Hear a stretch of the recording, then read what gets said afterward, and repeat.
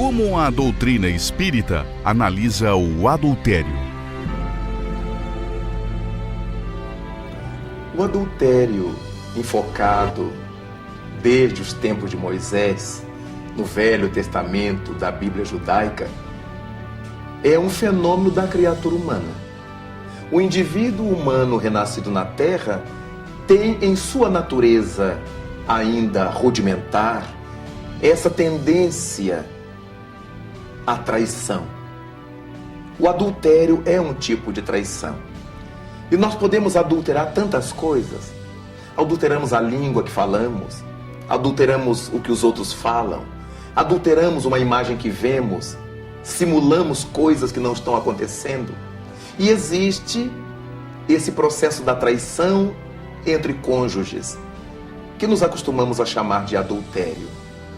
Obviamente que é alguma coisa reprochável pelo bom senso, independente de que seja um bom senso à luz do espiritismo.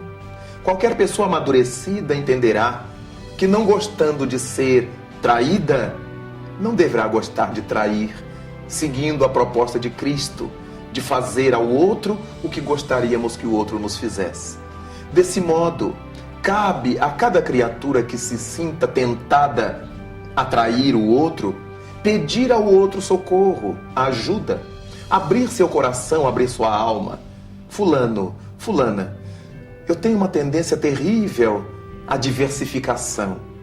Gostaria que você me ajudasse. Quando tiver que sair, de ir à festa, vá comigo, me acompanhe, me facilite lutar contra essa pressão que eu sofro. Naturalmente que o outro não gostará, mas se sentirá devidamente confortável por ter merecido a confiança dessa exposição. É natural na criatura humana, ainda nos níveis que encontramos na Terra, essa inclinação ao adultério. Não é nada recomendável. E foi por isto que no Velho Testamento judaico, Moisés permitiu que os homens dessem carta de divórcio às suas mulheres. Hoje, as mulheres dariam também aos seus esposos pela dureza dos vossos corações, diz Moisés. Porque no princípio não era assim. Por causa da dureza dos corações é que Moisés permitiu que uma criatura deixasse outra, que o marido abandonasse a esposa numa sociedade machista como era a sua, e que hoje permitiria que também a mulher deixasse o seu esposo, quando houvesse esse nível alto de desrespeito e que o amor não fosse capaz de cobrir, de superar, de enfrentar. O cônjuge que se encontra ao lado de um parceiro com disfunção ou transtorno sexual está resgatando compromissos do passado? Diante da impossibilidade de seu parceiro satisfazê-lo plenamente, como deve comportar-se? Indubitavelmente, quando nos unimos a um cônjuge que apresente qualquer distonia de ordem sexual, ele e nós estamos em processo de resgate. Estamos diante do nosso karma negativo. Nós ambos necessitamos desse processo reeducador para encontrarmos a felicidade buscada mais cedo ou mais tarde. Desse modo, é importante que tenhamos em mente a necessidade de ajudar ao outro, medicamente, psicologicamente, estruturalmente, sem nenhum desejo de atraiçoá-lo, sem admitir que temos que nos satisfazer apesar de qualquer circunstância. Até porque cada criatura humana tem um nível de satisfação sexual diferente da outra. Não existe um padrão de satisfação sexual. Há pessoas que estão satisfeitas sexualmente com o olhar do outro, com o carinho do outro, com o toque físico do outro.